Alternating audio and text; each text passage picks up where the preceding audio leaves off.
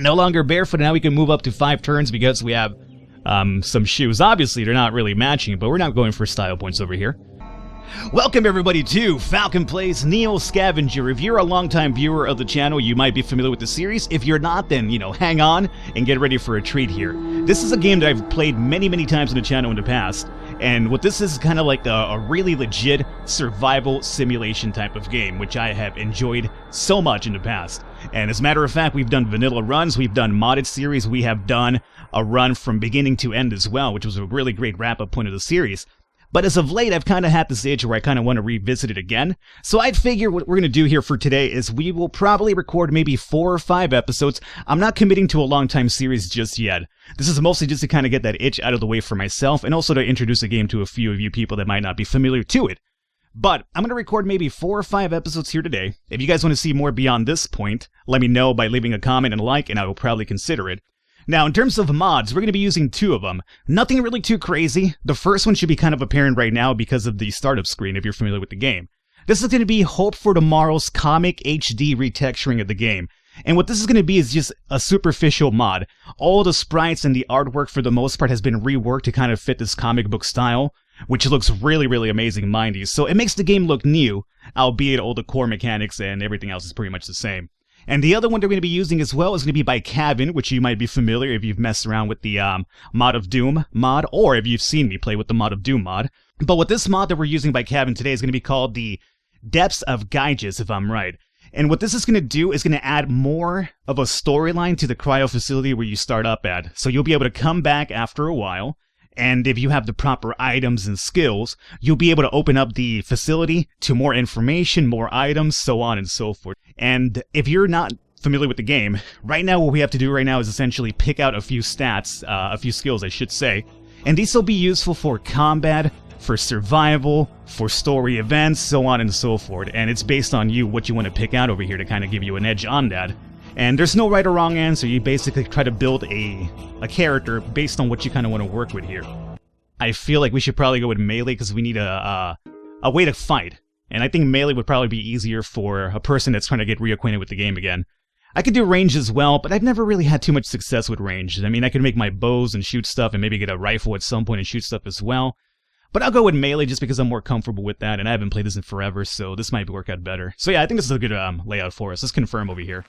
Alrighty, so I'm going to go through this like it's a first time run as usual. I'll read everything out, and hopefully you guys enjoy. You wake up disoriented, slumped over the base of an empty cryo-sleep pod, still damp from the cryo fluid. The thick dust from the floor clings to your skin, leaving a clean spot on the ground where a large number 5 is painted. Across the room there is an open door to the hallway, and a broken window leading outside. Just as you gather your wits, an unearthly scream erupts from down the hall beyond the doorway. Something is coming. Fast. Alrighty. And if you're familiar with this game, you probably know what that is. New time viewers, don't you worry, you're in here for a treat.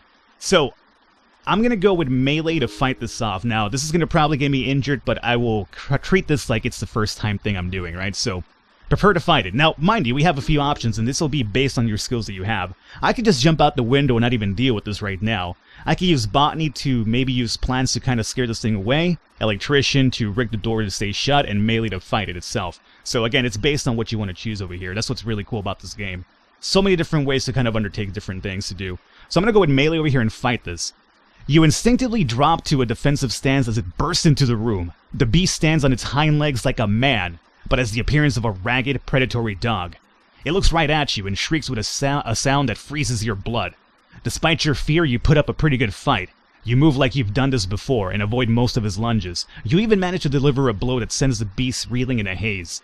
Taking advantage of his distraction, you knock him to the ground and deliver a fatal blow with your knee. Though wounded, at least you're alive. So we did get a few injuries over here. As you can see, our lower left arm was scratched and our upper left arm was also battered as well. And these will be injuries that are going to affect us a long time, so we have to take care of them ourselves. Otherwise, we get infections and lose blood, and no good things could happen from that. So with the rush of adrenaline fading, you turn your attention back to the strange room. You should probably finish up here in case there are more of those things here. Alrighty, so right now by killing this guy we have the Dogman corpse, and these will be really dangerous creatures down the line, which we will run into quite a bit here. So what I'm going to do right now is I'm going to pick up this chard and place this over here. As a matter of fact, let's go ahead and just pick up the fiber one. Okay, And I'm going to grab Dogman. I don't think I have to do this, but I'll just put him in my hand for now. As you can see, I'm overloaded because this Dogman weighs a ton, 185 pounds, so we're going to be overburdened. But that's fine, because all we're doing is just going outside right now, I'm pretty sure. And now that we've done that, let's confirm over here. So let's check out the console for records. You try to check the console for any patient information, but receive an error message saying, unable to connect to Gaige's net. Please contact the network administrator. The info bar below indicates that on this level, there is another console connected to the internal network of the facility. It looks like you need to check there in order to search for any information regarding who you are. So, that's going to give us a hint where it's kind of like, well, if you could come back now and get some more information about your self over here. So let's do this one more time just to be sure. Yep, all fine. Let's get on out of here. Let's climb out this window. You decide to go outside and see if you can figure out where you are. Avoiding the broken glass, you step onto the sill and outside, rustling some plants that have grown wild in the area. It's cool outside and damp. Probably morning. The distant report of a gun catches your attention. You cock your head, listening, but it's over as quickly as it started. Obviously, you're not alone out here, though that doesn't necessarily comfort you. You're in the parking lot of Gaige's cryo facility, but everything looks disused and in disrepair. Plants have pushed their way through the pavement and over the facility. Worst of all, nothing looks familiar. You don't remember this place or even who you are. Your frustration mounts, but you catch it and put it in check. Might as well take a look around. Alright, this is basically our world map over here, and it kind of works as a way of, you jump through hexes, and the amount of hexes you have to jump are based on your moves up here. So right now, the first thing we want to do is, because we have this Dogman corpse on us over here, let's get him on out of here. And we have some shards. We're going to go and get ourselves a little bit of a comfort feel, because early on, if you don't have a way to kind of dress yourself up and keep yourself warm, you'll get hypothermia and you'll die. So it's really easy to die in this game if you're not sure what the hell you're doing. And if you're a new time player, believe me, you're gonna die a lot before you finally really get it. So right now we have Dogman over here. I'm gonna toss him in here into the crafting menu. We'll go ahead and toss in trapping as well. And this alone isn't doing much for us, right? But if I add one of these shards, oh, suddenly we have meat, we have Dogman fur coat. Now check this out, if you don't have trapping, you get all the meat and everything like that, but as you can see, there's no Dogman fur coat. So with the fur coat, or the trapping skill added, you actually get the fur coat to actually wear, which is really useful. So I'm going to go ahead and confirm this one right here. You could also move around and see what else you can craft. So I'm going to go with the fur coat, though, because it's really useful to survive. Okay, so I'm going to go ahead and equip this right now. And what this is going to do is going to keep us warm, so we probably are not going to deal with hypothermia anytime soon. And if I'm right, the Dogman fur coat has like a hidden ability where people are a little bit scared of you, if I'm right, just because you were such a badass to bring down this goddamn Dogman or something. I'm not sure if that's true or not, but it's stuff that I used to read beforehand. Alright, so we have a bunch of meat left over. I could take this with me, but as you can see, we have no bags, so all we can carry right now is 2 handfuls of something. I'm going to take the shards with me, though. And the rest, I'll probably take one of these raw meats for now, but really, we want to come back and more than likely either cook this properly. We can eat it raw, but don't eat it raw. You'll get sick. You want to cook it, or otherwise you'll, get all messed up over here early on. But we want to come back over here and more than likely either cook this or maybe even cure it, so we could actually have it last longer than it normally would just cooking it straight up. So before we do that, though, we need to find some things to do here. So right now we have 4 moves left over. And if I scavenge here, I could go back into the cryo facility, but I don't think we're ready for that just yet. So we'll do that later, as a matter of fact. Right now we have a town over here, so let's jump over here and find out what's about. As you approach the town, there is no sign of activity. Buildings stand in ruin. Vehicles are overturned and blackened with fire. Explosion marks radiate outwards from walls and pavement. In the distance, strange-looking creatures circle in the sky like monstrous leathery vultures. The world has drastically changed from what you knew. Some sort of cataclysm has befallen Earth, returning mankind to the Dark Ages. And along with it, your hopes of finding a warm meal and some answers. You decide to look around and scavenge what you can find from the ruins. Alright, so let's go into scavenging over here. So we're going to have 3 houses. Well, we actually have 2 abandoned houses and the abandoned mobile home. So let's check this out here really quickly. Like other suburban homes, mobile homes were on the front lines in a war between fleeing urban populations and supernatural hordes from the wilds. However, their smaller size often means there's less to be found in each. Now, if I had a torch right now equipped, I would be able to find more loot because we'd have more illumination. This also works with a flashlight. Basically, any sort of light source would give you a better chance to find more loot because you'd be able to see more inside of the mobile home. So this little loot bar would indeed increase, but unfortunately we don't have that right now. So this will tell you what to expect in these little locations, mind you. So right now we just take a little perusal around. Oh, we got a can and hey, look, we got a flashlight that actually has batteries too. Perfect. So this should help us out here in terms of looting this area a bit better. What is this? Oh, jelly bears. Oh, look, the jelly bears look a little bit different now because of the HD comic style retexturing. That looks pretty cool. We're not really hungry now, but we'll hold off. We have a plastic bottle. Oh, nice! We have some shopping bags. I almost missed those because of the new retexturing as well. So 83 and 96. We'll go ahead and equip plastic bag over here as our first backpack. And as a matter of fact, we might want to carry 2 bags. Maybe one hand with the weapon. We'll probably make a weapon pretty soon. So let's remove this here for now. Let's go ahead, and this is going to be really important. This can, we'll be able to finally boil some water so we don't have to, drink irradiated water and get, really sick and stuff like that. So we'll take this over here together for now. Let's go ahead and put this other plastic bag over here. Now we have 2 carrying capacity, and this will be my weapon hand at some point. And we found some, oh, of course, we found some Zelpidem, which are essentially sleeping pills. These, you never find them when you have the Insomniac negative perk, but once you don't have it, sleeping pills for everybody, essentially how it works out in this game. But I will take these for now, and let's see. String can be really useful, especially if you want to make straps to carry more stuff, so I'll take that along with me as well. For now, we'll use this in our hand, and we'll take the meat that we still have over here. And this is relatively fun. Let's see if we can do some auto generation stuff there. Let's go ahead and take the gummies as well. The gummy Venus de Milo. And we'll go ahead and take the shards here too. I guess there's no reason not to carry all this stuff here for now. The pebbles, I really don't need them. The pebbles and stones are more useful if you are ranged and you have a sling early on, because you could use the pebbles for ammunition. But otherwise, you should be fine. So I think this is a pretty good startup over here. Pretty good. I'm happy about it. Let's continue scavenging about. We have abandoned house and abandoned house, so let's use this here if we can. Oh, you know what? Don't scavenge it just yet.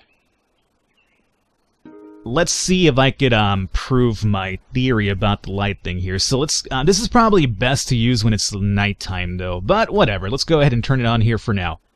Oh, insufficient charges to switch the. Oh, it can't even turn on. The batteries. There are batteries, but they were already drained out. Is what you're telling me, right? Yeah. Check this out. So. The batteries are there, but the contents are empty and empty, so we can't turn it on either way. So what this will technically do is, you can recharge these if I'm right, but I have no way of doing that right now. So it's pointless for now. I was hoping we could get lucky with that one, but no can do. Let's go into this abandoned house, and we have some loot here. What I could do is try to find like a nearby forest and make a torch and then come back.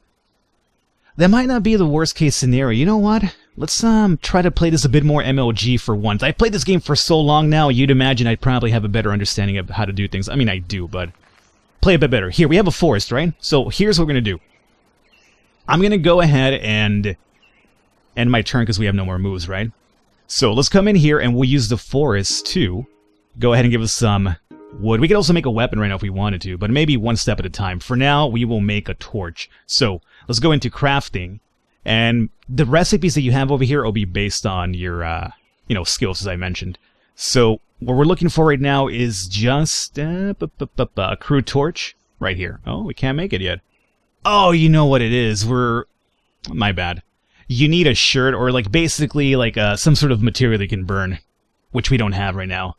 I think I could use my my dude over here, my hospital gown, but I'm not sure that's really too important right now.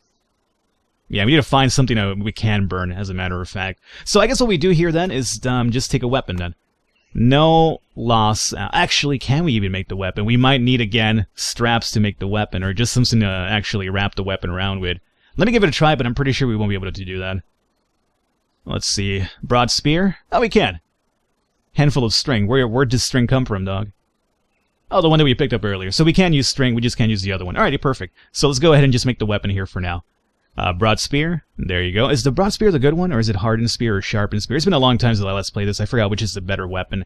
I think it might be the broad spear, though. So this is perfectly fine. Make this weapon happen. Condition is going to be 15, so it's going to break really soon. We used a bad piece of shard is what happened there, isn't it? And we used up our last turn. So that's going to break after probably one attack, because I used a bad piece of shard. Basically, the condition of the item that you make stuff with will dictate what the condition of the output's going to be. So we probably used a terrible piece of shard to make this happen, which is the reason why the condition's so bad on this one. Alrighty, not the end of the world here. Let's go ahead and end our turn. We'll go back over here. Player is unable to see well in these conditions. That's because it's dark over here. So let's jump over on this side. And let's see if we can hopefully find some clothing so we can make this torch. One way or the other, though, I'm going to have to loot this area blindfolded. Oh, there you go. Hey, look, we have a boot. Oh, nice. We actually have a left pair of footwear and a right one. Nice. So put this on. We'll have barefoot still, but now with this one, no longer barefoot. Now we can move up to 5 turns because we have some shoes. Obviously, they're not really matching, but we're not going for style points over here. And then we also have some pants too. Let's go ahead and equip these bad boys. Unfortunately, still no other rag. Sandals are really terrible, mind you. They always come off, so I would not advise you to wear those unless you have no other option. Now, this rifle scope's going to help us see farther down below. So if you go into crafting, we should be able to make a strap, or at least a medium... Yeah, a medium thread from all the small ones. So we'll make this happen. It costs 3, but that's easily done. Now we can come over here and be like, bam, bam, go away. Now we have a scope with a strap. And what is this useful for, you're probably asking? You put this around your neck, and now you should be able to see a lot more clear in the map itself. So really, really good start over here. We also have... You can do the same with the binoculars if I'm right, but, you know. This one's broken. For now, we'll carry it over here just in case. We have another one of you guys. Move you here, and... Oh, nice! Amoxicillin! This is really good to find early on. Especially to get some sort of disease over here happening. Alrighty. I'm fairly content with this come up here. And as a matter of fact, let's see about getting rid of the shitty ones of these conditions here. So we have 84, 80, 67. I saw some really terrible ones over here. Let's see. 9.8, that could stay behind. 84 is good. 55. So we'll bring you guys over here. This is the min-maxing part of this game, mind you. But it's really useful to do, believe me. 4.2. You really want to have these like terrible condition items because it'll give you something terrible like this if you use those instead. 78 is pretty good. We'll take 78. Alrighty, so we'll take this. All those can stay behind. Alrighty. Good stuff. Let's go ahead and check out the other house over here. Nothing useful was found, and your activity likely alerted nearby creatures, so let's hope there's nobody around. Over here we can get some water, and we can purify water, so that's okay. We're not really thirsty, though, or much in terms of hunger. How is this doing? Conditions 90. That's actually lasting quite a bit. I'm surprised. Well, now that we still don't have something to burn, though, I mean, I really don't want to take off my pants. I'm not really too crazy about wandering around naked from the waist down. So we'll keep those on here meanwhile. Let's go ahead and hopefully try to find something else. So this is the end of our turn. Let's go ahead and skip that over. Now we have some more daylight over here, which is great. Now we have also 5 moves, which is also quite amazing. Let's go into this random field and show off exactly what happens if you scavenge an open field with... What do you mean no? No. My friend, open field. With botany. So the loot's going to go up, and we might be able to find, yeah, water and berries as well. So let's go ahead and put water over here. This water, by the way, it's still contaminated, so we definitely want to purify it first. What do you mean no? 1 item in here? Yo, dog, get in here. Empty out. I can't combine you guys? What are you talking about? You're both unpurified. Well, that's odd. Okay, well, there you go. These blueberries are safe to eat. Red berries are, you know, shot in the dark. Yellow ones really bad. Mushrooms, I think they're fine if I'm right. You could probably use them for something too. But for now, we're just gonna have... Can we carry a few of these? Yeah, I guess we probably can if I move this down over here. There you go. So you come over here, and I'll just have these 2 berries over here that are safe for now, and that's fine. Alrighty. So we have a feral dog over here, and these guys are aggressive, but there's also a house here that I want to check out for possibly some goods as well. So we might get in some combat here, we'll see. If he follows me, we will. If he doesn't, it will be fine. We have a locked storage shed. Unless we have a crowbar, we can't get in here, so we'll skip that one. Abandoned house. Let's see. Oh! More pants, which is fine, because now we can make some rags out of this, and there's also a meat cleaver here. You know what, at this point, maybe the cleaver is better than the broad spear, just because the broad spear has low terrible condition. So we'll just take this here for now. Oh, the only thing is that the spear has a long distance attack, while the meat cleaver, you have to be up close and personal. By the way, we have a pair of shoes here, right? No, we'll stick to my tactical Viper ones. And let's see, this would be nice, but we can't really carry this. This will let you get a really good night's sleep here, but unfortunately, we cannot carry that right now. And this is the end of our turn, so let's go ahead and end it right here. Oh, there's a dude behind me. Hey, what's your problem, dude? Are you a good guy or a bad guy? I'm not sure. Alright guys, we're gonna wrap it up here for today. Hopefully you guys enjoyed it. Leave a thumbs up, leave a like to support us a lot. Again, we'll record maybe 3 more here today, and if you want to see more beyond this point, let me know if we continue. Otherwise, this will be just a nice little revisiting of NEO Scavenger. I will catch you next time.